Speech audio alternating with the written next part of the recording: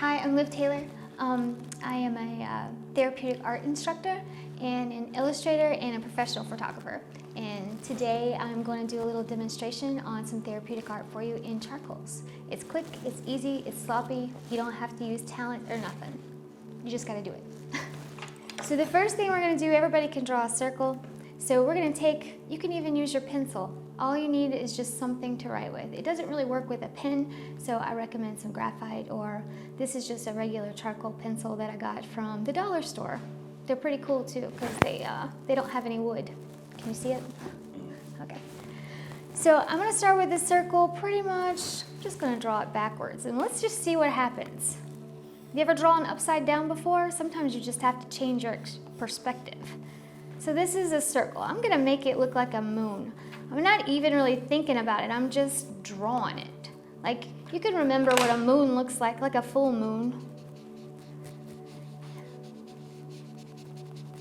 And then we just blend it in after we lay some charcoal down on the paper. All this is compressed paper in the form of a pencil. And you use it for smudging. If anybody likes the sound, therapeutic sound, this is going to give you some white noise that will really make you get into like a little meditative state. And you can stop thinking about all of those nasty things that are going through your head.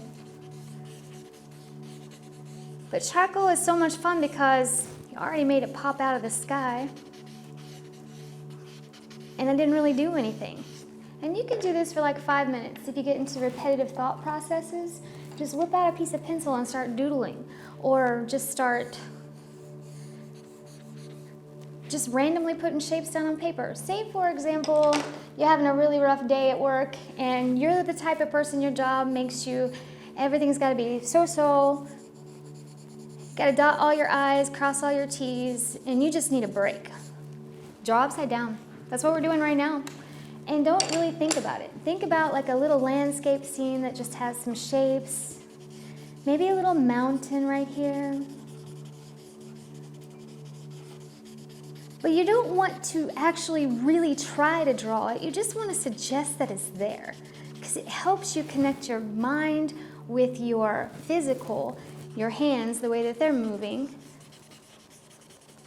And you can stop thinking for a moment and connect with your body.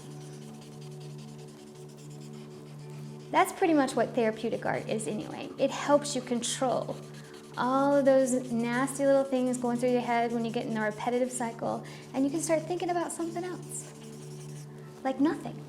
Sometimes it's good to think about nothing. Let's use a little piece of willow up here. Get some nice lines for these little mountains. This is called willow bark charcoal. It's just burnt twigs, really. But it's like butter when you put it on the paper. And it blends super, super easy. But we almost got a full picture and we're not even, what, 2 minutes in? I think. Sometimes I lose time when I'm not thinking about it, because time is relative, in the words of a wise man. Was Mark Twain really that wise? Oh wait, that was Einstein. See? Einstein was the one who said, time is relative, not Mark Twain. They look alike, that's why I get them confused.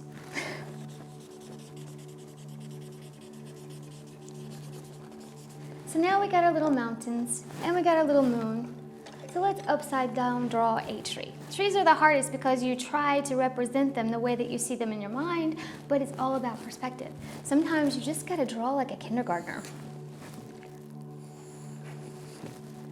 So there's my tree trunk, and let's just scribble a tree.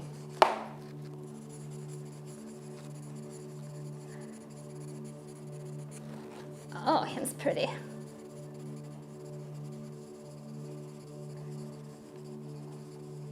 The art of scribbling, and yes, it is an art, because sometimes it's hard to let go. And when you actually do let go, the results are 10 times better than trying to control every little piece of thing. Just let it do what it do. And that's another wise man. He was blind, Stevie Wonder, right? Yep. I'm gonna let it do what it do. So now we got a little tree going on there. And it's not perfect. I'm not striving for perfection. I'm striving to let go. And I think we're good. And then what's really fun is you get to go on the outside and put just some random stuff. Like, it don't even have to be like perfect. You just want to like put it on there. Maybe I'll do some right in here, right there. Get this little frame going on.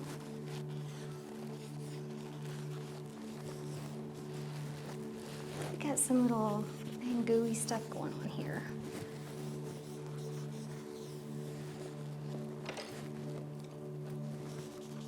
And this is just guidelines, really.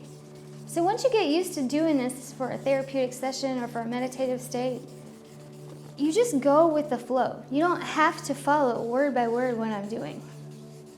Find your own rhythm, find your own groove, because that's what art is about. It's about self-expression and being heard. So you don't want to do everything that I'm doing. You want to find your own way and let yourself be heard on the paper. Because sometimes the people that we need to hear the most are ourselves.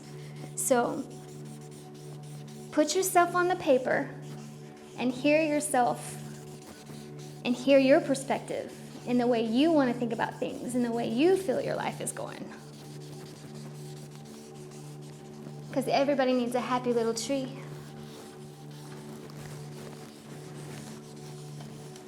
And let's take off the tape. And this is just washi tape. You can find it pretty much anywhere. I like it better than the painter's tape because it doesn't tear the paper whenever you take it off. And it's not expensive. Temu has them for like 99 cents.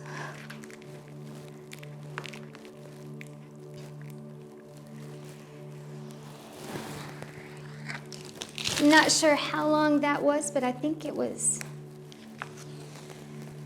quick and painless. And then there we go.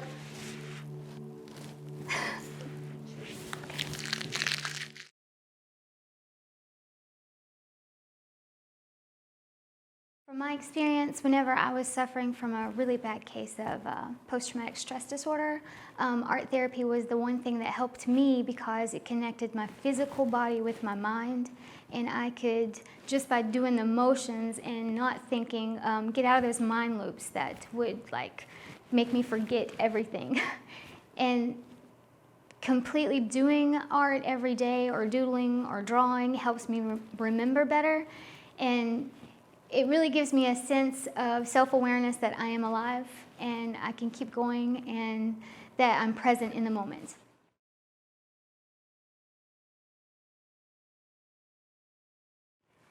So art connected me to my community. It helps me have a sense of belonging, and it gives me, because my love language is giving back. I love to cook and I love to draw and I love to be seen for me organically.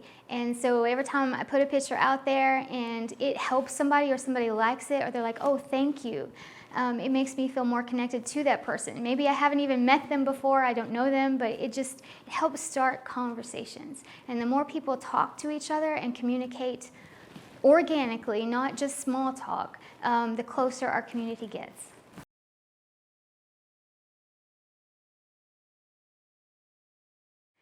So everyone needs 4 things to actually have a productive and healthy life.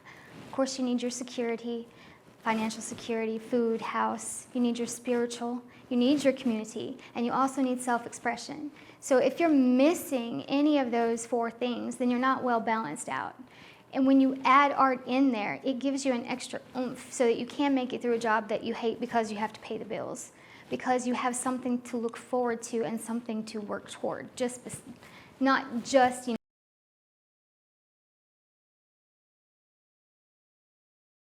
So what I love the most about teaching inside the community at the Harlan Civic Center or even at the Harlan Beer Company for crafts and drafts is getting people together so everyone can appreciate their own self-expression at the same time. So anyone who comes to the classes, they may have different things going on in their life, but when they get to the class, they're all on the same level.